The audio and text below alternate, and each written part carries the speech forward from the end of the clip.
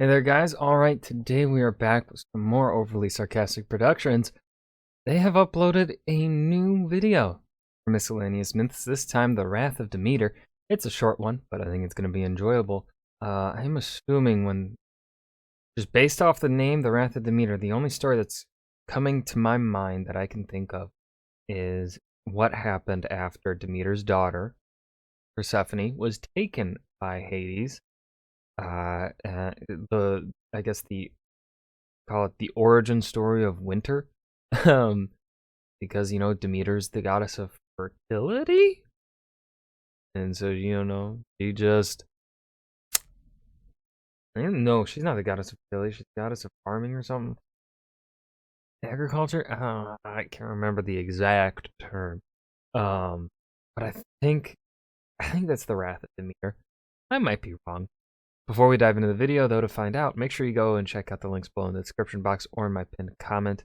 We'd love it if you join the Discord.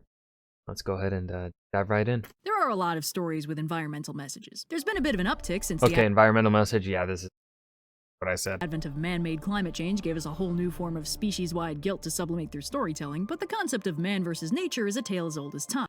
And the moral element of nature good, or at least not to be messed with, is just as old. Modern environmental narratives tend to focus more on how important it is to protect nature and how terrible it is to harm it on a widespread scale, but a lot of those stories are grounded in more modern concepts like nuclear damage or anthropogenic climate change. Sometimes harming nature is its own punishment, and a world critically damaged by foolhardy humans becomes deeply unpleasant for those humans and their descendants to live in. In some other stories, nature takes a slightly more active role in defending itself, or failing that, avenging itself. Whatever the flavor, the general consensus is that it's never wise to I want to fight a giant praying mantis. Catch these hands, green motherfucker. Pa pa. Duck. Pow.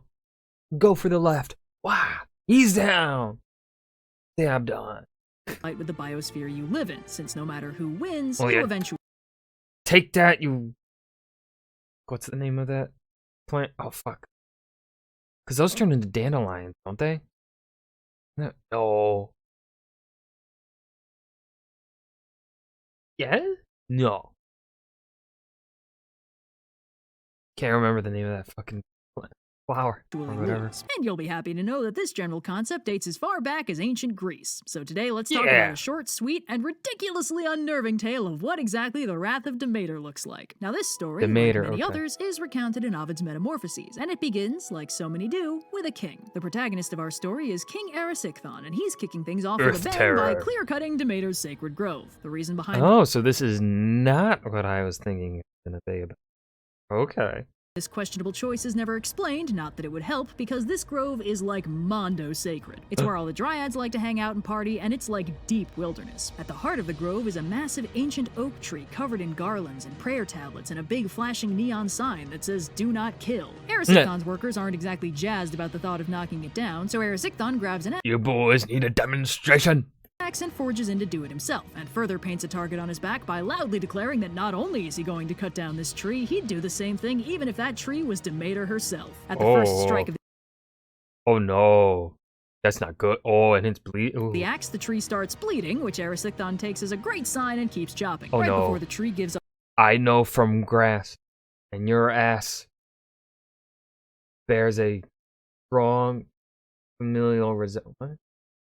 I know from grass, and your ass bears a strong... What? The ghost, it speaks and tells the assembled mortals that it is in fact a dryad, beloved by Demeter herself, and Erisichthon's ass is proverbially grass. The tree dies, the people move on, and the dryads, who saw the whole thing, book it to Demeter to fill her in. Now, Demeter's none too pleased about the loss of her sacred grove and her favorite dryad, so she spends some time mulling over what exactly to do to this idiot, and settles on a particularly unsettling plan. She sends a nymph up to the frozen, barren wastelands of northern Scythia to transmit a message to Limos, the goddess of starvation, whose nature is so antithetical to Demeter that they literally physically can't get near each other. The nymph quickly tells Limos that Demeter's asked her to yes, she is the fertility goddess. Aha. I know my stuff. Inflict a curse on King Erisichthon, and then the nymph books it before Limos' divine vibes can starve her skeletal. Limos is always down for a little mischief, so she heads over to Erisichthon's palace, slips in at night, and super casually inflicts him with the curse of eternal hunger. Then she heads home to put on the new season of Bake Off while Erisichthon dreams of magnificent feasts and wakes up absolutely ravenous. Now, as king, Erisichthon has plenty of access to delicious foods of all varieties, but no matter how much he eats, he's never satisfied, and in fact just gets more hungry the more he consumes. But does he gain the weight? desperation to buy more and more food, he ends up draining his treasury and selling off his possessions. He even ends up selling his daughter You better fix this pronto, buddy! Mestra, who's none too pleased about her new situation and calls in a favor from Poseidon as payback for him deflowering her back in the day, which, as we all know by now, happened with alarming frequency. And Poseidon evidently feels real bad about this one because he grants her the power of full-on shapeshifting, which she uses to escape. Erisichthon sees this as a golden opportunity. Can you please make sure the next guys you sell me to aren't Maenids? You gonna support me or not? And makes a pretty solid racket out of selling his daughter over and over again while she uses her shapeshifting to escape every time. But of course, this does nothing to help with the actual curse, and eventually Erisichthon is so overwhelmed with his ravenous hunger that he just fully eats himself alive. Ew.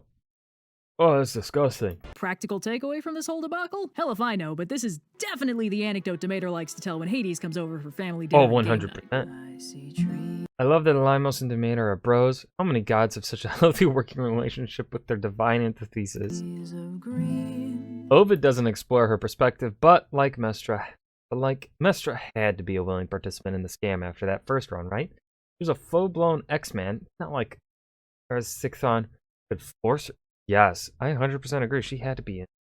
But of course, you could take it as Stockholm Syndrome a bit, and we'll get into it from that manipulative kind of perspective, where Mestra feels like she has to, serve her abusive father. That makes sense. All things considered, very supportive of her to help her out her dad like that. I wanted to use cherry pie for the ending, but I like this take a lot better. And that was Miscellaneous Myths, The Wrath of Demeter. I hope you guys enjoyed. Remember to hit that like button and subscribe for more, and I will see you guys in the next video. Peace.